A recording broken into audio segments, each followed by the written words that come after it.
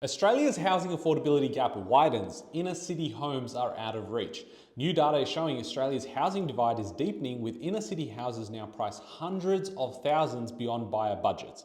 Let's dive into this and why this is happening. So what's happening is we're seeing a big divide with what people can actually afford when it comes to housing. When it comes to houses specifically, it is a lot more expensive, naturally, because there's less supply. Units are slightly above in terms of buyer budgets, and then units are falling in that budget. And you can clearly see it here. So we'll go line by line, but in Sydney, you're seeing a gap of $300,000.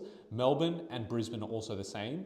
You've got Adelaide, Perth at lower numbers, and then you've obviously got a massive divide in Canberra as well. So let's break it down. Why is this happening? How's it happening? And what you can actually do about it. So with houses, it's taking a lot longer to build, and it also costs a lot more to build. And then when you think about space, obviously if you're building a house, you're probably gonna need at least 400 to 500 square meters. When you're looking at these inner city suburbs, a lot of them have larger pieces of land, which is why they're so attractive for a lot of people to live in. Now what's happening is people are going out there and building duplexes, townhouses, and in some cases having to try and build units or high density apartments in these developments.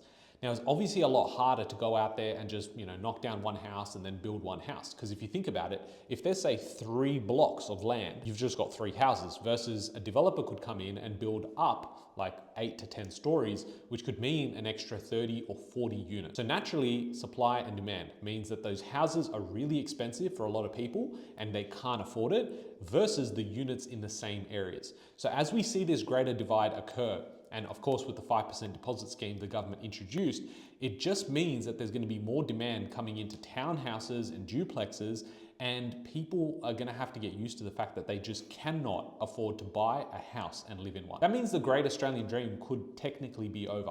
I want to know what your thoughts are and why you think this is actually happening.